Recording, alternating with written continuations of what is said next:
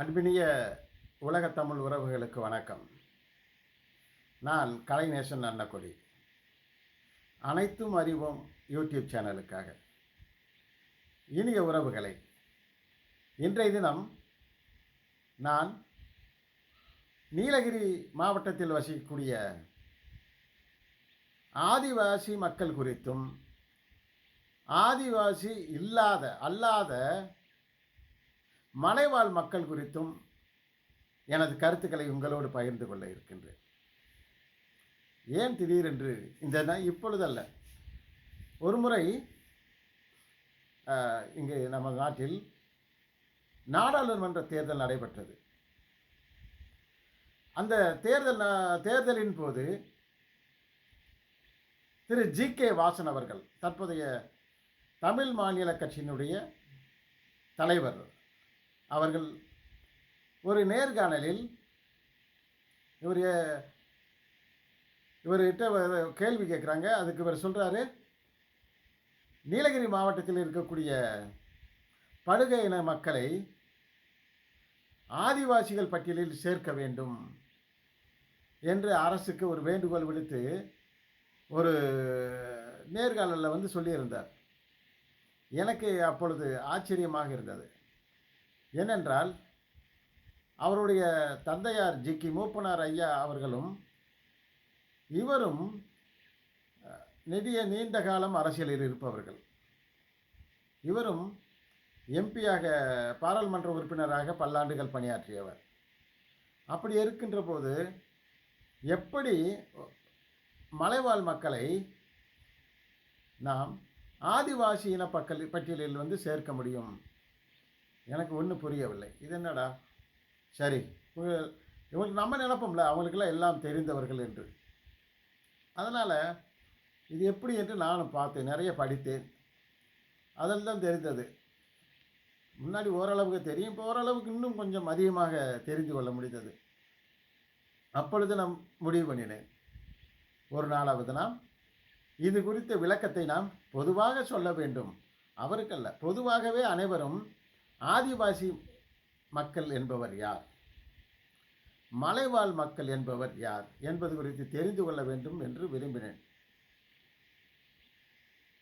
அதனால் இன்றைய தினம் அந்த இரண்டு இனங்கள் குறித்தும் உங்களோடு கருத்துக்களை பகிர்ந்து கொள்ள இருக்கின்றேன். நான் நீலகிரி மாவட்டத்தில் நீலகிரி ஆதிவாசிகள் நலச்சங்கம் என்ற தொண்டு நிறுவனத்தில் ஒரு 16 ஆண்டுகள் பணியாற்றினேன். அந்த ஆதிவாசி இன மக்களோடு, அனைத்து இன ஆதிவாசி மக்களோடும் பணியாற்றி இருக்கின்றேன். அது மட்டுமல்லாது, அப்பகுதியில் வாழ்ந்ததனால் அந்த பகுதியில் இருக்கக்கூடிய பிற மக்களையும் எனக்கு நன்றாக தெரிந்து கொள்ளக்கூடிய வாய்ப்பு எனக்கு கிடைத்தது. எனக்கு இன்னொரு பக்கம் என்னென்றால், அனைவரிலும் நண்பர்கள் இருக்கின்றனர். அது மட்டும் இல்லாமல் எனக்கு இயல்பாகவே அனைவரையும் அறிந்து கொள்ளுகின்ற ஒரு மனப்பான்மை இருந்தது. அவ்வாறு அறிந்து கொண்ட போது தான் சரி, மக்களுக்கு இந்த விளக்கத்தை சொல்லலாம். ஆதிவாசின்னா யார், மலைவாழ் மக்களில் யார் அப்படின்ட்டு சொல்லலாம்னு முடிவு பண்ணேன். இதில் அனைவரையும் ஆதிவாசி மக்கள் இனத்தில் சேர்க்க முடியுமா என்றால் அது நடக்காத காரியம். என்ன காரணம் என்பதை நான் பின்னாடி, அதற்கு ஆன அளவுகோல்கள் இருக்கின்றன, கிரைட்டீரியா. அந்த கிரைட்டீரியா படி தான் இருந்தால் தான் அவங்க ஆதிவாசி பட்டியலை சேர்க்க முடியும், ஆதிவாசி பட்டியலில் சேர்க்க முடியும். அதையும் பார்க்கலாம். இப்பொழுது என்னென்னா, 2024 இப்போ எல்லா சென்சஸ் 2021 தான் இருக்கும். ஏன்னா அப்போ தான் லாஸ்ட்டாக சென்சஸ் எடுத்தாங்க. 2011 நான் ஒரு சென்சஸ் சேர்கிற போதில் 2024 தமிழக வனத்துறையும் கேரள வனத்துறையும் இணைந்து எடுத்த ஒரு சென்சஸ் கிடைத்தது, மக்கள் தொகை கணக்கெடுப்பு கிடைத்தது.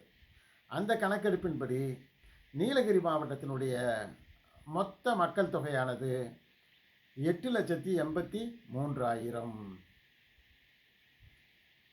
அதில் படுகர் இன மக்களுடைய ஜனத்தொகை வந்து 2,50,000.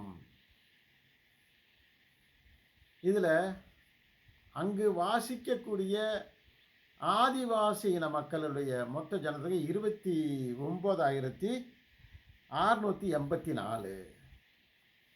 இதில் இன்னொரு சிக்கல் என்னென்னா, இன்னும் முழுமையாக அவங்ககிட்ட வந்து தனித்தனியாக கிடைக்கல. இந்த மக்கள் முதல்ல வந்து நம்ம தெரிஞ்சுக்கிறோம்னா, மலைவாழ் மக்கள் என்பவர் ஏன்னா மலையில் வாழக்கூடிய பெரு இன மக்கள், அதாவது அதிக மக்கள் தொகையுடைய மக்கள் எல்லாமே அவங்க என்ன செய்வானா, அவர்களுக்குடைய வாழ்வாதாரத்தை அங்கேயே தேடிக்கொண்டு விவசாயமோ அல்லது விவசாய கூலியாகவோ அல்லது அரசு நிறுவனங்களிலோ அல்லது தனியார் நிறுவனங்களிலோ அல்லது தொழிற்சாலைகளிலோ தேடிக்கொண்டு பணி தேடிக்கொண்டு அங்கேயே வாழ்வார்கள். ஆனால் அவர்கள் வாழ்வது மலையில், நீலகிரி மலையில் வந்து வாழலாம். இவர்கள் மலையில் அங்கே இருக்கலாம், கொடைக்கானல் இருக்கலாம், வேறு ஏதோ ஒரு மலைப்பகுதியில் இங்கே மேகமலையில் இருக்கலாம், ஹைவேஸ் எஸ்டேட் என்று சொல்லக்கூடிய அந்த இந்த போன்ற மலைப்பகுதிகளில் வந்து அந்த மக்கள் வசிக்கலாம். அவ்வாறு மலையில் வசிக்கக்கூடிய அனைவருமே மலைவாழ் மக்கள் எனப்படுவர். ஆனால் ஆதிவாசி மக்கள் அவர்களிடம் இல்லை. அவர்களுக்கும் ஆதிவாசி மக்களுக்கும் எந்த தொடர்பும் கிடையாது. இப்போது நம்ம படுகர் இனத்தை எடுத்துக்கொண்டோம்னா அவர்களுடைய மொத்த மக்கள் தொகை 2,50,000 நீலகிரி மாவட்டத்தில். அவர்களும் அங்கே இருக்காங்க. அதை விட்டுட்டு மைசூர் பக்கம் வந்து இருக்கிறதா நான் தெரிஞ்சிருக்கேன். இந்த படுகர் இன மக்கள் அவங்களுக்குன்னு சில கலாச்சாரம் வச்சுருக்காங்க. உங்களுக்கு படுகர் இன மக்களுக்கு ஒரு உதாரணம் வேணும்னா, நடிகை சாய் பல்லவி அவங்க வந்து படுகர் மக்கள் இனத்தை சார்ந்தவர். ஏன்னா அவர்கள் வந்து என்னென்னா விவசாயத்தை அடிப்படையாக கொண்டவர்கள். அவர்கள் வாழுகின்ற அந்த பகுதிகள் வந்து ஹட்டி என்று அழைப்பார்கள். ஏன்னா அவர்களுக்கு என்று ஒரு தனித்துவமான கலாச்சாரத்தையும் வைத்திருக்கிறார்கள். ஆனாலும் அவர்களுடைய கலாச்சாரம், அவர்களுடைய ஆடை அலங்காரம் எல்லாமே அருகில் இருக்கக்கூடிய ஒரு ஆதிவாசியின மக்களுடைய சார்ந்த அதனுடைய அதனுடைய தழுவல் இருப்பதை போன்றதான் இருக்கிறது. அவளுடைய நடனம் அனைத்துமே தனித்துவமானது. ஆனால் என்னென்னா, அவர்களுடைய மக்கள் தொகையை வைத்திருப்பவர்கள் மிக ஆரோக்கியமானவர்கள். அவர்களுக்கு பிற மக்களோடு நெருங்கிய தொடர்பு உண்டு. ஆனால் அவர்களுக்கு வந்து கல்வியிலும் வேலை வாய்ப்பிலும் முன்னேறி இருக்கின்றனர் அந்த படுகர் இன மக்கள். ஆனால் இந்த அளவுகோல்கள் எல்லாம் ஆதிவாசி மக்களிடத்தில் எடுபடாது. அது ஒவ்வொன்றாக பார்க்கலாம். இப்படி மலைப்பகுதியில் வாழ்ந்து அங்கேயே பல ஆண்டுகள் இருந்தாலும் அவர்கள் எல்லோரும் ஆதிவாசி மக்கள் இனத்தில் சேர்க்க முடியாது. அவர்கள் மலைவாழ் மக்கள், அவ்வளவுதான். அவங்க மட்டும் இல்லை, இலங்கையிலிருந்து திருமதி பண்டாரநாயகாவோ பீரியடில் நினைக்கிறேன், அவங்க வந்து என்னென்னா, அவங்களுக்கு கூட ஏற்பட்ட கலவரத்தின் போது என்னென்னா, அங்கே இருக்கக்கூடிய இங்கேருந்து புலம்பெயர்ந்த தமிழர்கள் எல்லோரும் வந்து அங்கிருந்து இங்கு இந்தியாவிற்கு வந்தனர். ஏதோ ஒரு அக்ரிமெண்ட்டில் வந்து அனுப்பிச்சி விட்டாங்க. அவ்வாறு வந்த மக்களுக்கு வந்து வாழ்வாதாரம் வேணும் இல்லையா? அதற்காக வந்து என்ன சொன்னாங்க, தமிழக அரசு வந்து எனக்கு எந்த ஆண்டு என்றெல்லாம் சரியாக தெரியவில்லை. தமிழக அரசு என்னென்னா, தேயிலை வாரிய தோட்டங்களை உருவாக்கியது. தேயிலை தோட்டங்களை ஒரு வாரியம் ஒன்றை தேயிலை தோட்ட வாரிய உருவாக்கி அதன் மூலமாக தமிழகம் எங்கும் என்ன செஞ்சுன்னா வாரியங்களை உருவாக்கி தேயிலை தோட்டங்களை உருவாக்கியது. அவ்வாறு உருவாக்கிய தேயிலை தோட்டங்களில் வந்து இலங்கையிலிருந்து வந்த தமிழக மக்களை, அங்கிருந்து வந்த தமிழ் மக்களை வந்து குடியமர்த்தி அவர்களுக்கு வேலை வாய்ப்பும் குடியிருப்புகளையும் கட்டி கொடுத்தது. அவர்களும் அங்கே மலைப்பகுதியில் வாழ்கின்ற அவர்களும் மலைவாழ் மக்கள் தான். அவங்கள என்ன சொல்லுவாங்கன்னா மலையக மக்கள்னு சொல்லுவாங்க. மலையக மக்கள் அப்படின்னு சொல்லுவாங்க. ஆனால் அவர்கள் ஆதிவாசிகள் என்றால் இல்லை. அவர்கள் மலைவாழ் மக்கள் மட்டுமே. ஆனால் அவர்கள் பட்டியல் இனத்தவரை சேர்ந்தவர் அதில் வருவாங்க. ஆனால் ஆதிவாசி மக்களா என்றால் இல்லை. அவர்கள் தமிழக மக்கள். தமிழ் பேசுவாங்க. அவங்களுடைய தாய்மொழி தமிழாக இருக்கும். அவர்களுடைய கலாச்சாரம் பண்பாடு எல்லாமே தமிழாகத்தானே இருக்கும். ஆனால் படுகர் இன மக்கள் தமிழ் கலாச்சாரத்தை விட அவர்களுக்கு தனி கலாச்சாரம் தமிழ் பண்பாடு இருக்கிறது. ஆனால் அவர்களுக்கு தமிழ் தெரியும். இருந்தாலும் அவர்கள் படுகர் மொழி தான் பேசுவாங்க. இப்படி அவர்கள் நீலகிரி மாவட்டத்தில் மலைப்பகுதியில் வாழ்ந்தாலும் அவர்கள் ஆதிவாசி மக்களாக மாறுவதற்கான அல்ல ஆதிவாசி மக்கள் என்று சொல்லிக் கொள்வதற்கு எந்த விதமான அடிப்படை உரிமையிலும் கிடையவே கிடையாது. அவர்கள் அந்த உரிமையை கொண்டாடுவதற்கு எந்த ஒரு வாய்ப்பும் கிடையாது. சரிங்களா? இதுதான். அடுத்து என்னன்னா, ஆதிவாசி மக்கள் என்பவர் யார் அப்படின்னா, ஆதிவாசி மக்கள் என்னென்ன குணாதிசயங்களை கொண்டிருப்பார்? ஆதிவாசி மக்களுக்கு சில அளவுகோல்கள் வைத்திருக்கிறார்கள். எப்போ இது இன்னைக்கு நேற்று உருவாக்கப்பட்டதில்ல. லோகூர் கமிட்டி என்று 1965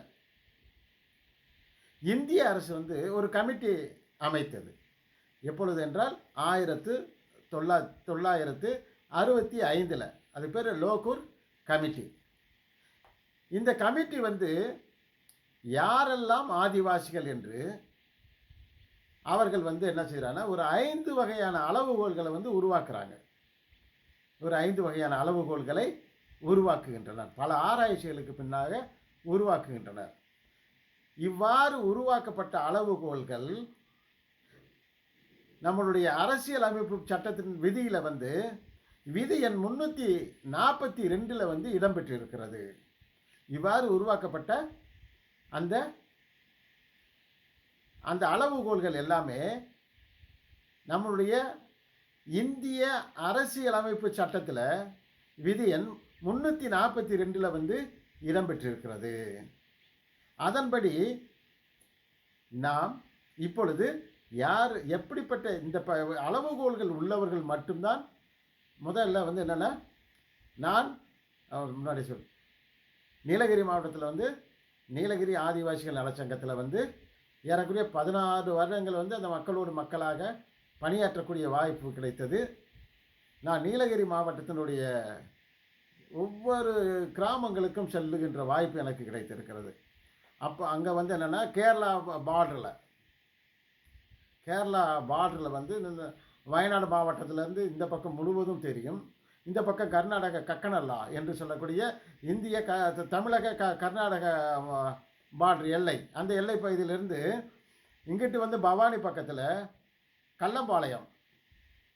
கல்லம்பாளையம் புதூர் இந்த ஊர்கள் அனைத்தும் அது வரைக்கும் நான் செல்லாத ஆதிவாசி கிராமங்களே இல்லை. நான் அனைத்து கிராமங்களுக்கும் சென்றிருக்கின்றேன். அதில் நான் பலவித பொறுப்புகளில் இருந்தேன். அந்த பொறுப்புகளை செயல்படுத்துவதற்காக நான் பல ஆதிவாசி அந்த பக்கம் இருக்கக்கூடிய எல்லா ஆதிவாசி கிராமங்களுக்கும் சென்றிருக்கிறேன். முதல்ல ஆதிவாசி பிரிவுகள் யார் என்றால், பொதுவாக ஆதிவாசி மக்கள் அங்கு வாழுகின்ற மக்களை என்ன தோடர், தமிழில் தொதுவர் அப்படின்னு சொல்லுவாங்க. கோத்தர், கோட்டாஸ், டோடாஸ், கோத்தாஸ், இது 2 பிரிவுகள். அடுத்து இருளர். இது இருளர் இங்கே மட்டும் இல்லை, நீலகிரி மாவட்டத்தில் மட்டுமல்ல, இங்கே தமிழகம் முழுவதும் பரவி கிடக்கின்றனர். அவர்கள் அப்படி பரவி கிடந்தாலும் அவர்களுடைய மக்கள் தொகை மிக குறைவாக, அதற்கு கம்பேரிட்டிவ்லி மிகவும் பொதுமக்களோடு இணைத்து பார்க்கின்றது மிக குறைவாகத்தான் இருக்கும். அடுத்து குறும்பர் என்றால் அதில் உட்பிரிவுகள் உண்டு. கோத்தர், தோடர், இருளர், குறும்பர், காட்டுநாயக்கர். இதில் குறும்பரில் பெட்டக்குறும்பர், ஜேன் குறும்பர், ஆள் குறும்பர், முள்ளு குறும்பர், இப்படி குறும்பர்களையும் பல பிரிவுகள் இருக்கின்றது. இவ்வாறு 6 பிரிவுகள் வந்து தான் இருக்குது. இந்த உள்ளுக்கு ஒரு 10 பிரிவுகள் எல்லாம் குறும்பர் என்ற ஒரே பிரிவின் கீழில் வந்துடும். இவ்வாறு இந்த காட்டு நாயக்கன்னு சொல்லுவாங்க, நாயகன்னு சொல்லுவாங்க, காட்டு நாய்க்கன்னு சொல்லுவாங்க. இப்படி தோடர், கோத்தர் இந்த பிரிவுகள் உள்ளடக்கியது அல்ல அனைவரையும் என்ன செய்கிறோம், நம்ம ஆதிவாசிகள் என்று அழைக்கின்றோம். இந்த ஆதிவாசிகள் வந்து எங்கே இருந்துன்னா, அந்த பக்கம் எடுத்துக்கிட்டோம்னா கக்கநல்லாவிலேருந்து இந்த பக்கம் மசனக்குடி, அங்கேருந்து வாழைத்தோட்டம், மசனக்குடி, ஆனைக்கட்டி, அந்த பக்கம் இப்படியே வந்து எல்லா பகுதியிலையும் பரவி இருக்கின்றன. அப்படியே கூடலூர் பகுதியில், ஊட்டி கூடலூர் அந்த பகுதியில் வந்து பெட்ட குறும்பர், பனியர், பனியர் என்று சொல்ல இன மக்கள், பனியர் இன மக்கள். அந்த பகுதியில் வந்து முள்ளுக்குறும்பர் இன மக்கள் எல்லாம் வந்து கூடலூர் பகுதியில் தான் இருப்பாங்க. இங்கே ஊட்டி, கோத்தகிரி இந்த பகுதியில் வந்து அவங்க வாழ மாட்டாங்க. இங்கிட்டு வந்து காட்டுநாயக்கன், இருளர், குறும்பர், கோத்தர், தோடர் இவங்க தான் வந்து இப்பகுதியில் வந்து வாழ்வாங்க. இது ஒவ்வொரு மக்கள் வாழக்கூடிய பகுதியில் வந்து என்ன செய்வாங்கன்னா அதுக்கு நம்ம வந்து பிரிவு இருக்குது. இப்போ தோடர் வாழக்கூடிய, டோடாஸ் வாழக்கூடிய பகுதிகளை வந்து என்ன செய்வாங்கன்னா அதை மந்த் என்று அழைப்பார்கள். அவங்க இருக்கக்கூடிய வீடுகள் இருக்கக்கூடிய பகுதி, அவங்க கிராமங்களை வந்து தோடர் கிராமங்களை வந்து மந்த் என்று அழைப்பாங்க. இருளாசு குறும்பாசுனா பாடி என்று சொல்லுவாங்க. பாடி. பனியர் இருக்கக்கூடிய பகுதியை வந்து பாடி, பனியர் பாடி, குறும்பர் பாடி, இருளர் பாடி என்று அழைப்பார்கள். முள்ளுக்குறும்பருடைய வீடுகள் இருக்கக்கூடிய பகுதிகளை வந்து வீடு, தையக்குண்ணினா வீடு, தையக்குண்ணி வீடு என்று அழைப்பார்கள். இதில் ஒரு பியூட்டி என்னென்னா, ஆதிவாசிகள் அனைவரும் திருவிழா காலங்களில் வந்து தூய வெண்மையான ஆடைகளைத்தான் அணிவார்கள். மிக பார்க்கறதுக்கு அவ்வளவு அருமையாக இருக்கும். எவ்வளவு அவங்க மலைக்காடு காடுகளுக்குள் வாழ்ந்தாலும் திருவிழா காலங்களில், நல்ல விசேஷ காலங்களில் அவங்க வெண்மையான ஆடைகளிலே மட்டும்தான், வெள்ளையான ஆடைகளை தான் அணிவார்கள். அடுத்து ஆதிவாசி மக்கள் அனைவருமே அவருடைய நடனம் வட்டமாக நின்றுதான் நடனம் ஆடுவார்கள். அவர்களுடைய நடனம் வந்து வட்டமாக, வட்ட வடிவில் இருந்து தான் வந்து அவங்க நடனம் ஆடுவார்கள். அது வந்து அது பல காரணங்கள் இருக்குது. அதுக்கு நான் அடுத்த முறை இன்னும் இதை பற்றி சொல்லுகின்ற போது, ஒவ்வொரு ஆதிவாசிகள் குறித்தும் நான் விளக்கி சொல்லுகின்ற போது நான் அதற்குரிய காரணத்தை, வேற ஒன்றும் இல்லை, அது ஒரு பாதுகாப்பு காரணம்தான். பார்த்தீங்கன்னா எங்கே எடுத்துக்கிட்டீங்கன்னு இங்கே மட்டும் இல்லை, உலகத்தில் இருக்கக்கூடிய எந்த ஆதிவாசி மக்களும் நடனம் ஆடுகின்ற போது மட்டும் வட்டமாக இருந்து தான் நடனம் ஆடுவார்கள். அதனுடைய காரணம் என்னென்னா, சுற்றி வட்டமாக இருக்கின்ற போது அவர்களுடைய விலங்குகள், அவங்கெல்லாம் காட்டுப்பகுதியில் வாழ்கிறவங்க, அப்போ வன விலங்குகளோ எதிரினுடைய தாக்குதலோ எதுவும் நடைபெறாமல் அவர்கள் தங்களை மறந்து நடனம் ஆடிக்கொண்டிருக்கின்ற போது அவர்களுக்கு வேறு எந்த ஒரு தாக்குதலும் எதுவும் நடைபெறாது இருக்க வேண்டும் என்பதற்காக என்ன செய்கிறாங்கன்னா, அவங்க வந்து வட்ட வடிவில் நின்று அவர்கள் நடனம் ஆடுவார்கள். சரிங்களா? அடுத்து இப்போ நம்ம அளவுகோல்கள் பார்க்கலாம். ஒவ்வொரு ஆதிவாசிகளும் அவர்கள் ஆதிவாசி இனங்களில் சேர்ந்ததற்கு என்ன காரணம், அவர் சேர்க்கப்பட்டிருப்பதற்கான அளவுகோல்கள் என்ன அப்படின்ற முதல் அளவுகோல் வந்து, அடுத்து வந்து ஒரு சில ஆதிவாசி மக்களுடைய மக்கள் தொகை வந்து இருக்குது. இன்னொன்று, நிறைய மக்கள் தொகை வந்து இல்லை. இப்போ காட்டுநாயக்கனுடைய மக்கள் தொகை இல்லை, பெட்டக்குறும்பருடைய மக்கள் தொகை வந்து இல்லை. அடுத்து வந்து இருளாசு, குறும்பாசு இந்த மக்கள் தொகை எதுவுமே இல்லை. ஆனால் ஆதிவாசி மக்கள்லே வந்து யாருடைய பனியர் ஆதிவாசி மக்கள் தான் மிக அதிக அளவு மக்கள் தொகை உள்ளவங்க. அவங்க எவ்வளோ இருக்காங்கன்னா பாருங்க, ஆதிவாசி மக்கள்லேயே அதிக அளவு மக்கள் தொகை உள்ளவங்க எவ்வளோ இருக்காங்க, 7882 பேர். 7882 பேர் தான் இருக்காங்க. அவங்க வந்து என்னென்னா ஆதிவாசி மக்கள்லேயே அதிக மக்கள் தொகை கொண்டவர்கள் பனியர் என்று சொல்லக்கூடிய ஆதிவாசி மக்கள். இவங்க எங்கே இருக்காங்க அப்படின்னா, பந்தலூர் தாலுகா, கூடலூர் தாலுகாவில் தான் இருக்காங்க. அதிக அளவில் பந்தலூர், கூடலூர் தாலுகாவில் வந்து அதிக அளவு அவங்க வந்து வசிக்கிறாங்க. பனியாஸ் வந்து பிறகு அதிக அளவு வேறு எங்கேயும் இருக்க மாட்டாங்க. கூடலூர் பகுதியில் அதிகமாக இருப்பாங்க. அடுத்து என்னென்னா தோடா. தோடா வந்து எவ்வளோன்னா 1600 போட்டிருக்காங்க. இன்னொன்று 1500, தோராயமாக ஒரு 1500 வச்சுக்கலாம். அடுத்து என்னென்னா கோத்தர். கோத்தர் வந்து புதுக்கோத்தகிரி, அவங்க இருக்கிற புதுக்கோத்தகிரின்ற ஒரு இடத்துல வந்து அது இருக்காங்க. கீழ்கோத்தகிரின்ற ஒரு இடம். இப்போ இது மாதிரி ஒரு சில இடங்களில் வந்து அவங்க வசிக்கிறாங்க. அவங்க வந்து கல்வி அறிவு மிக்கவர்கள். அவங்களுடைய வந்து நல்ல கல்வி அறிவு உள்ளவர்கள். அவங்க நிறைய அரசு வேலைகளில் வந்து பணியாற்றக்கூடிய மக்கள் அவங்க தான். இவங்களுடைய மக்கள் தொகை எவ்வளோன்னா 2000 பேர் இருக்கிறார்கள். இவங்களுடைய மக்கள் தொகை எவ்வளோன்னா 2000. மொத்தம் வந்து 2000 பேர். மற்ற எதுக்குமே வந்து இல்லைன்றாங்க. நானும் தேடி பார்த்துட்டேன். யாருக்குமே வந்து மக்கள் தொகை கணக்கெடுப்புப்படி அவங்களுடைய அளவு வந்து எத்தனை பேர் இல்லை, குறிப்பிடவில்லை என்றே வருது எல்லாத்துலேயும். அதற்கு காரணம் என்னென்னா, இந்த குறும்பர் இவங்கெல்லாம் வந்து என்னென்னா இருளாசு குறும்பர்லாம் அவங்க ஒரே இடத்துல நிலையாக இருக்க மாட்டாங்க. குறிப்பிட்ட நேரத்தில் என்ன செய்வோன்னா அவங்க எல்லாம் கேதரர்ஸ் தான். அவங்க வந்து என்னென்னா அவங்க வந்து கிழங்கு எடுக்கிறதுக்கோ உணவுப் பொருள் தேடியோ தேன் எடுக்கிறதுக்கோ இல்லை ஆடு மாடுகளை மேய்த்து கொண்டோ அவங்க என்னென்னா இல்லை. இப்போ ஒரு சிலர் வந்து விவசாயம் பண்ணுற காட்டுக்குள்ளே விவசாயம் பண்ணுவாங்க. அப்போ என்னென்னா இதன் வேலைக்காக என்னென்னா அவங்க இருக்கக்கூடிய பகுதியிலேருந்து பெயர்ந்து என்னென்னா கொஞ்சம் நீண்ட தூரம் வந்து காடுகளுக்குள் சென்று விடுவார்கள். அப்பொழுது கணக்கெடுப்பதற்கு அவங்க நிலையாக ஒரு இடத்துல இருந்தால் தான் நம்ம கணக்கு எடுக்க முடியும், மக்கள் தொகை கணக்கு எடுக்க முடியும். மக்கள் தொகை கணக்கெடுப்பாளர்கள் வந்து செல்கின்ற போது அவர்கள் வீட்டில் இருக்க மாட்டாங்க, அவர்கள் ஊரில் இருக்க மாட்டாங்க. அவங்க என்னென்னா ரொம்ப தூரம் வந்து போயிடுவாங்க. அப்போ வந்து என்னென்னா அவங்களுடைய கணக்கு வந்து நமக்கு தெரிவது இல்லை. அதுதான் ஒரு முக்கியமான காரணமாக இருக்க வேண்டும். அதே மாதிரி தான் காட்டு நாயக்கன் வந்து தேன் எடுப்பாங்க. அவர்கள் வந்து நிலையாக ஒரு இடத்துல இருக்க மாட்டாங்க. அவர்கள் வந்து என்னென்னா அவங்க வந்து உணவு தேடியும், நிறைய ஆதிவாசி மக்கள் வந்து என்னென்னா உணவு தேடியும் ஆடு மாடுகளை மேய்ப்பதற்காகவும் உணவுகள் வந்து சேகரிப்பதற்காகவும் என்ன செய்வாங்கன்னா காடுகளுக்குள் வெகு தூரம் சென்று விடுவார்கள். இதனால் அவர்களை வந்து நம்ம கணக்கில் வந்து சேர்க்க முடியாமல் விட்டுறாங்கன்னு நினைக்கிறேன். அதனால தானே எந்த ஒரு கணக்கெடுப்புமே இல்லை, எதுலேயுமே வரல. 2011 இல்லை. அடுத்து என்னென்னா 2024 இல்லை. எந்த ஒரு கணக்கெடுப்புலேயும் வந்து இவங்களுடைய அந்த மக்கள் தொகை கணக்கெடுப்பில் வந்து இந்த ஆதிவாசி மக்களுடைய எண்ணிக்கையிலிருந்து இல்லை, எண்ணிக்கையானது இல்லை. சரி, இப்போ வந்து என்ன அவங்களுடைய என்ன அளவுகோல், ஒரு ஆதிவாசினா என்னென்ன அளவுகோல்கள் இருக்க வேண்டும் அப்படின்னா,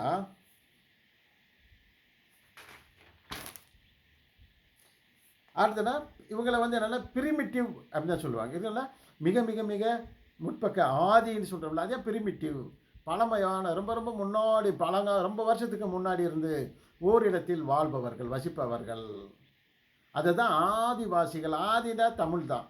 இப்போ ஆதி சிவன் அப்படின்ற ஆதிசிவன் என்ன அர்த்தம்? கடவுள்களெல்லாம் கடவுள், முதல் கடவுள் அப்படின்னு நம்ம சொல்கிறோம். அதனால் என்ன ஆதி என்பது மிக மிக முன்னாடி, ரொம்ப நாள் ஆதி அண்டம் ரொம்ப வருடங்களுக்கு முன்பாக.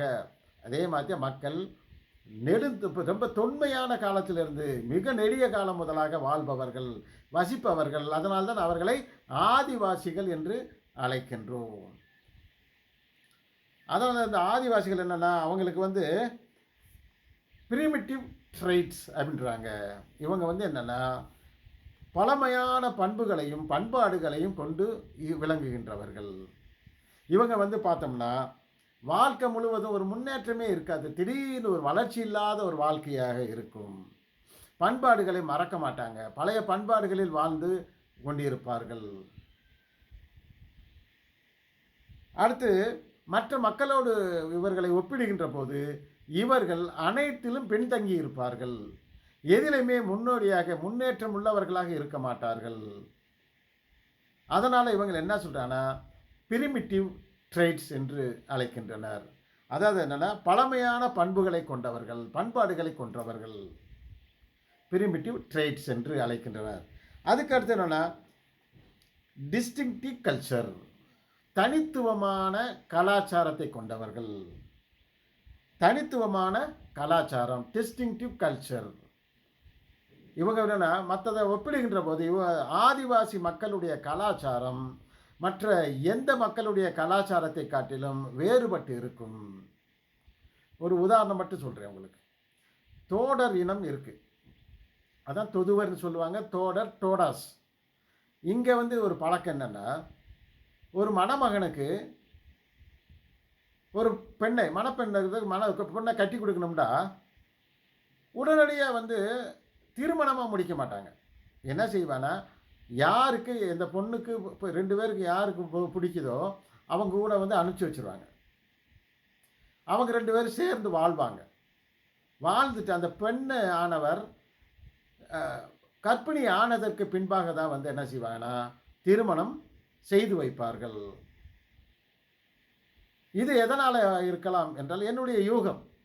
எதனால்னா அவங்களுடைய மக்கள் தொகை வந்து மிக மிக குறைவானது. அதனால் என்னென்னா அவங்க வந்து சரி ஒருத்தரோடு திருமணம் செய்து வைத்த குழந்தை இல்லை என்றால் அவருடைய இனமானது பாதிக்கப்படும், மக்கள் தொகையானது பாதிக்கப்படும். அதனால் என்ன செஞ்சுருப்பாங்கன்னா இனப்பெருக்கத்திற்காக யாரோடு இவர்களுக்கு திருமணமாகி திருமணத்திற்கு முன்பே குழந்தை உண்டாகிறதோ அவங்களுக்கு மட்டுமே திருமணம் செய்து வைக்கின்ற பழக்கம் இருக்கிறது. அடுத்து காட்டு நாயக்கனில் ஒரு பழக்கம் என்னென்னா, மருமகனும் மாமியாரும் எப்பொழுதுமே நேருக்கு நேர் சந்தித்து கொள்ளவே மாட்டாங்க. மருமகனும் மாமியாரும் நேருக்கு நேர் சந்தித்து கொள்ளவே மாட்டாங்க. அதே மாதிரி வந்து இந்த கோத்தரில் வந்து என்னென்னா அவர்களுக்கு நம்ம செய்யும் சீதனமாக கொடுக்குறோம் இல்லையா, அவங்ககிட்ட வந்து வெறும் 25 பைசா 50 பைசா ₹1 1.25 மொத்தமே சீதனமாக அவ்வளோதான் கொடுப்பாங்க. அவங்ககிட்ட அப்படி ஒரு பழக்கம் இருக்குது. அடுத்து பனியாசிட்ட வந்து பனியாஸ் வந்து எப்படின்னா ஏறக்குறைய ஒரு வெஸ்டர்ன் கல்ச்சர் மாதிரி அவங்களுடைய வாழ்க்கை. அவங்ககிட்ட ஒரு பழக்கம் எப்படின்னா, ஒரு பிடித்தால் வாழ்வார்கள், பிடிக்கல விட்டுட்டு வேற ஒரு துணைவியை தேர்ந்தெடுத்து கொண்டு வாழ்வார்கள். பெண்களுக்கு அனைவருக்குமே வந்து ஈக்குவலான ஒரு சமமான ஒரு உரிமை உள்ளதுங்க அவங்கக்கிட்ட. அதே மாதிரி இவங்க குழந்தை வேறு, அந்த குழந்தை இந்த குழந்தைன்னு பார்க்க மாட்டாங்க. யாருடைய குழந்தையும் தூக்கி கொஞ்சி விளையாடுவாங்க, தூக்கி வளர்ப்பாங்க. அப்படிப்பட்ட ஒரு கலாச்சாரமானது அவங்க. மிக அதாவது வெஸ்டர்ன் கலாச்சாரம் மாதிரி அவங்க வாழ்க்கை முறை இருக்கிறது. ஆனால் அதே நேரத்தில் முள்ளுக்குறும்பர் என்று இன மக்கள் வந்து மருமகனும் மாமியார் வந்து மடியில் கூட உட்கார வச்சுக்கு போவாங்க. அவ்வளோ நெருக்கமாக இருப்பாங்க, அவ்வளோ பழக்க வழக்கமாக இருப்பாங்க. இப்படி ஒவ்வொருத்தருக்கு வந்து ஒரு கலாச்சாரம் இருக்கிறது. அந்த தனிப்பட்ட கலாச்சாரத்தை கொண்டதை யாருன்னா தனித்துவமான கலாச்சாரத்தை கொண்டவர்களாக ஆதிவாசி மக்கள் இருப்பார்கள். தனித்துவமான கலாச்சாரத்தை கொண்டவர்களாக ஆதிவாசி மக்கள் இருப்பார்கள்.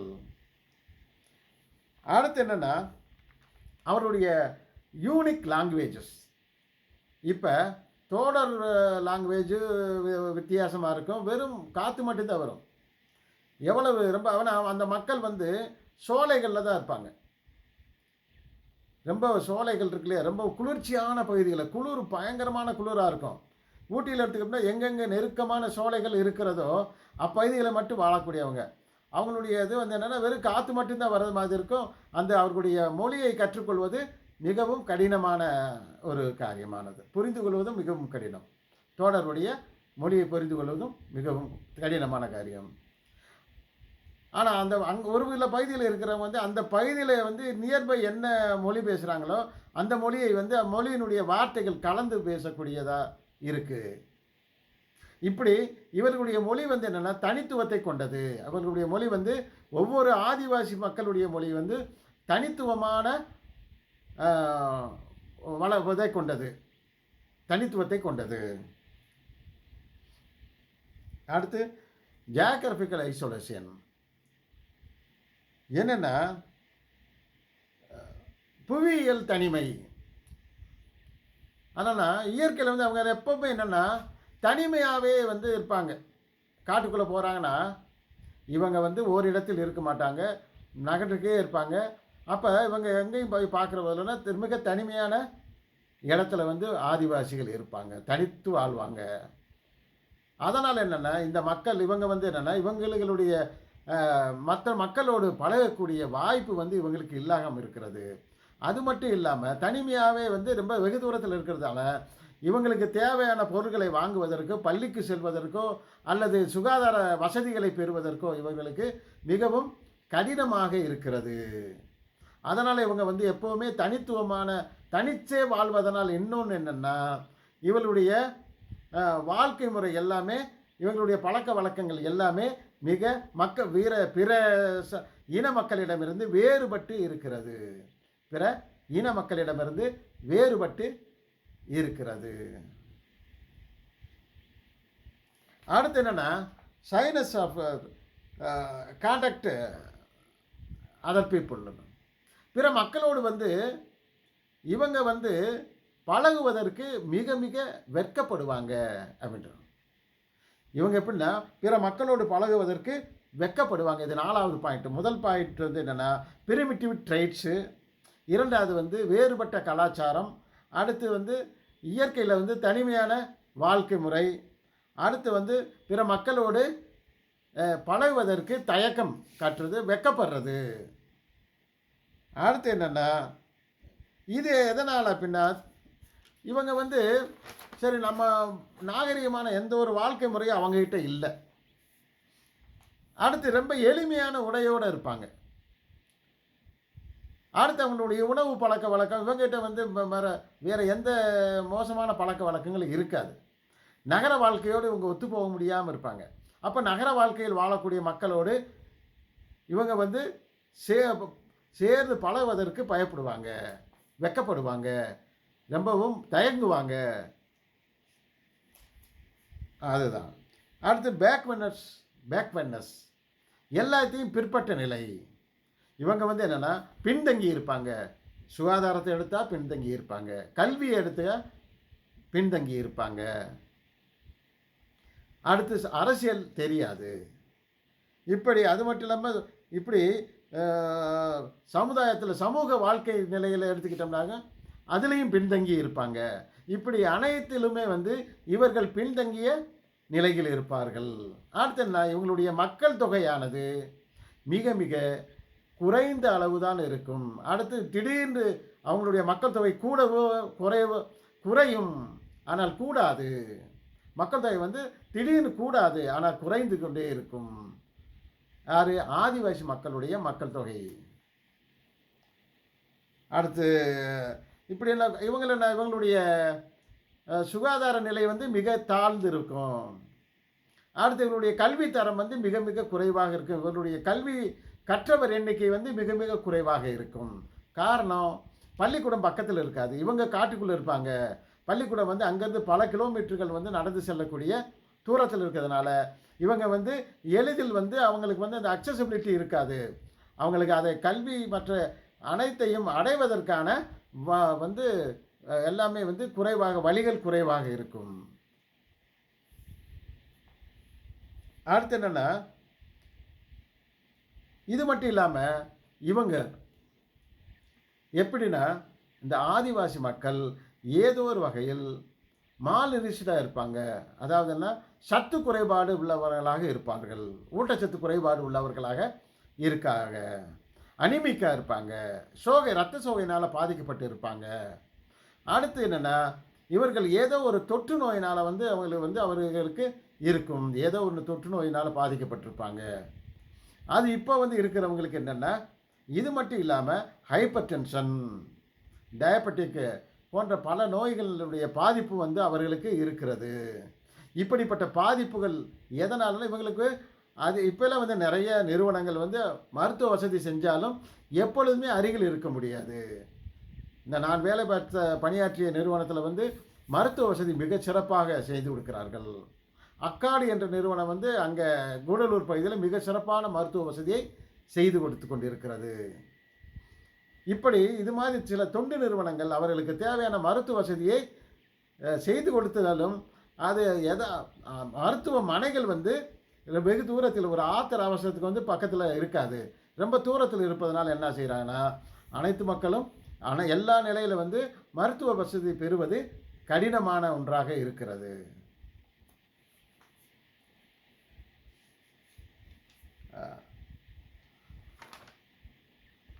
இப்படி இந்த 5 அளவீடுகள் இருக்குது, அளவுகோல்கள் வச்சுருக்காங்க. இந்த 5 அளவுகோல்கள் படி அடுத்து இன்னொன்று என்னென்னா, இந்த ஆதிவாசி மக்கள் ஏதோ ஒரு பரம்பரை நோயினால், அதாவது ஹெரிடிட்டரி டிஸார்டர், பரம்பரை நோயினால், ஜீனில் ஏற்பட்டுன்ற மாற்றத்தினால் ஏன்னா ஒரே இதுக்குள்ளே வந்து கல்யாணம் பண்ணிக்கிட்டு ஒரே பகுதியில் குடியிருந்து இருப்பதனால் என்னென்னா, இந்த ஒரு ஹெரிடிட்டரி டிஸார்டர், மரபியல் கோளாறு நோய் அவங்கள வந்து பாதிக்கப்பட்டிருக்கும். மரபியல் கோளாறினால் ஏற்படக்கூடிய நோய்களினுடைய பாதிப்பு உள்ளவர்களாக இந்த ஆதிவாசி மக்கள் இருப்பார்கள். இது போன்ற இந்த 5 வகையான அளவீடுகள் உள்ளவர்கள் மட்டுமே அரசியல் சாசனம், அரசியல் சட்டப்படி அவர்கள் ஆதிவாசி மக்களாக இருக்க முடியும்.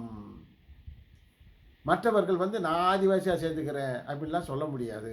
இல்லை இவங்களை வந்து ஆதிவாசி மக்களாக சேர்த்துடலாம் அப்படின்னு சொல்ல முடியாது.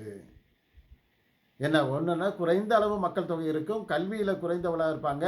இவங்களுடைய அதே மாதிரி வந்து அவங்க வந்து அவங்களுக்கு தனி மொழி, தனி கலாச்சாரம், தனி பண்பாடு கொண்டவர்களாக இருப்பாங்க. இப்படிப்பட்ட அளவீடுகள் எல்லாம் இருந்தால் மட்டும்தான் அவர்கள் ஆதிவாசி மக்கள். அவர்கள் பர்டிகுலர்லி வல்னரபிள் ட்ரைபல் குரூப்ஸ் என்று, அதாவது பிவிடிஜி என்று, முன்னாடி பிடிஜி என்று அழைத்து கொண்டிருந்தார்கள். இப்போ அதெல்லாம் மாற்றிட்டு இப்போ என்னதுன்னா இப்போ என்னென்னா 4வது 5ஆண்டு திட்டத்தில் வந்து தான் வந்து இந்த முறை இதவே கொண்டு வந்திருக்காங்க. முன்னாடி இல்லை, 4வது 5ஆண்டு திட்டம் வருகின்ற போது இந்த மக்களுக்கு ஏற்படுகின்ற, ஏன்னா மற்ற எல்லோருமே வந்து நாங்களும் ஆதிவாசி தான் சொல்லி வர்ற போதில் அவர்களிடமிருந்து இந்த மிக ஆதிவாசி, உண்மையான ஆதிவாசி மக்களை பிரித்து பார்க்க வேண்டும் என்பதற்காக அவங்க பர்டிகுலர்லி வல்னரபிள் ட்ரைபல் குரூப்ஸ் என்று அர்த்தத்தை தரக்கூடிய பிவிடிஜி, முன்னாடி பிடிஜின்னு தான் சொல்லுவாங்க, பிரிமிட்டிவ் ட்ரைபல் குரூப்ஸ்ன்னு தான் சொல்லுவாங்க. ஆனால் அதெல்லாம் வந்து விட்டுட்டு இப்போ என்ன சொன்னா பிவிடிஜி என்று அழைக்கின்றனர். எனவே யார் பெரிய பெரிய குரூப்பாக இருக்கிறவங்க அனைவரும் யாரையும் நம்ம ஆதிவாசி மக்களை வந்து சேர்க்கவும் முடியாது. ஏன்னா அவர்கள் தனித்துவம் மிக்கவர்கள், அவர்களுக்கென்று தனிப்பட்ட கலாச்சாரம், பண்பாடு இருக்கிறது. அதையெல்லாம் யாரிடம் இருக்கிறதோ அவர்கள் மட்டுமே ஆதிவாசிகளாக இருக்க முடியும். நான் அடுத்த காணொளியில் ஒவ்வொரு ஆதிவாசிகள் குறித்தும் உங்களிடம் அவருடைய எப்படி வாழ்கிறார்கள், வாழும் முறை பற்றி நான் விளக்கி கூறுகிறேன். அதுவரையில் உங்களிடம் விடைபெறுகிறேன். நன்றி, வணக்கம்.